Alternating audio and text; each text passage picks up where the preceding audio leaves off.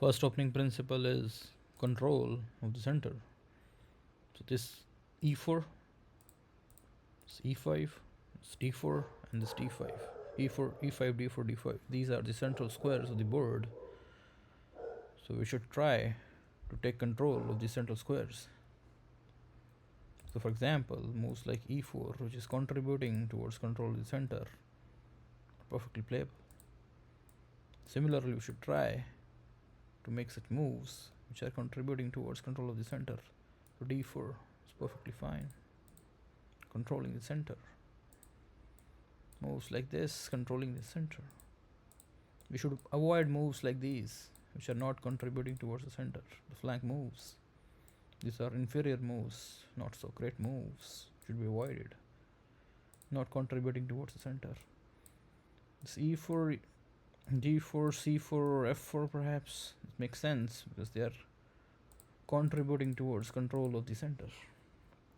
Similarly, with the pieces also, for example, knights always develop towards the center. So this knight controlling these squares, control of the center. Now why center? Because if you have control of the center, basically you are controlling the entire board. Basically you are having control in all the directions. For example, if you put your knight over here, it's controlling these many squares. Now if you put the same knight in the square, it is controlling these many squares. Sorry. So which makes sense, develop your knights towards the center. So this move is an inferior move, should be avoided. Developing your knight towards the side of the board doesn't make much sense, should be avoided. Inferior move. So first principle is control of the center, and center. The second principle says development of the pieces. For example, if you push this pawn up, you're controlling the center. At the same time, you're letting your bishop in the game. Right? You can develop this bishop whatever square you like, but you are kind of opening diagonal for your bishop.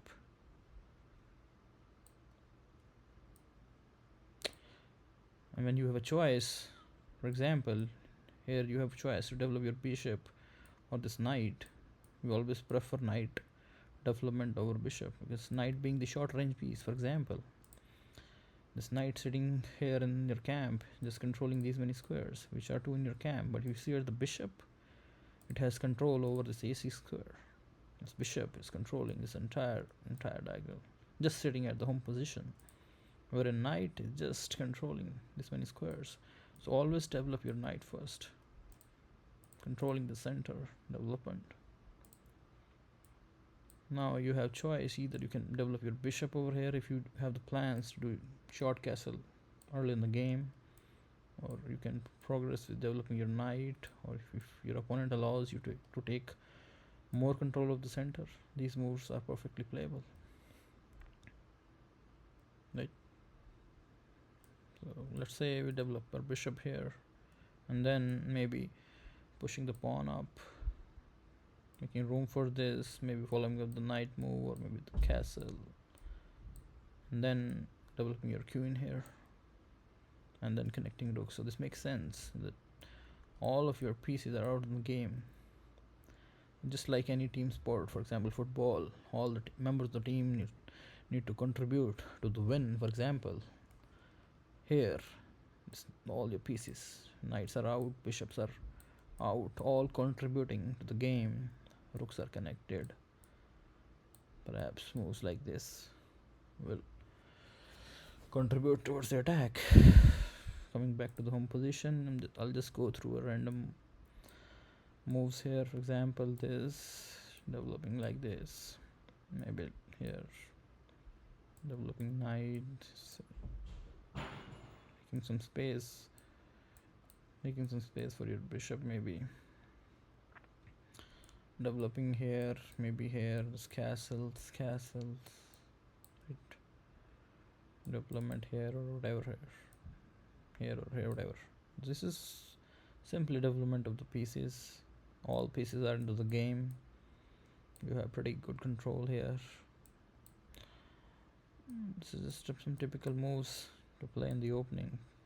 This for the beginner's perspective.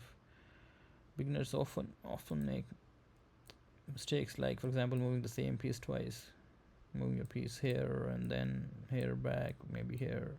Don't move your pieces twice. If you develop your other pieces, it will contribute to the win. All pieces is coordinated with each other. It makes sense. For example, beginners often make mistakes like bringing the queen early from this to this square, maybe this square, maybe this square. This should be avoided, right? So that's the second principle of the game. In opening, develop your pieces. Development should be as fast as possible. But just keep in mind, for example, this principle should not be considered over. For example, if there's an attack on your knight, then you can't think of controlling the center, right? You should always consider the immediate threats on your pieces, right? Hope that makes sense. Now the third principle says conquest for space. For example, this move, instead of playing e4, we could have played e3 also, which is also technically contributing towards the center.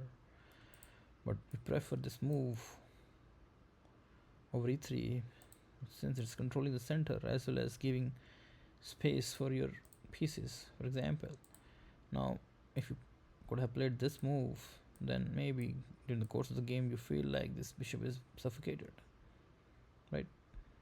So try to gain as much as space as possible if your opponent allows.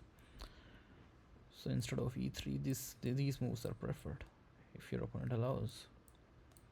This helps in better placement of your pieces, opening up the diagonals for your pieces, opening up squares for your pieces, or in the course of the game it allows you to maneuver your pieces if you have space. Hope that makes sense. These are the three opening principles: control of the center, development of the pieces, and conquest for the space. Hope that makes sense. Now if you follow these principles, you'll see you'll end up in a standard opening. For example, be it Gecko Pen opening, Ray Lopez openings, be it Queen's Gambit, English opening, Sicilian defense, French defense, or whatever.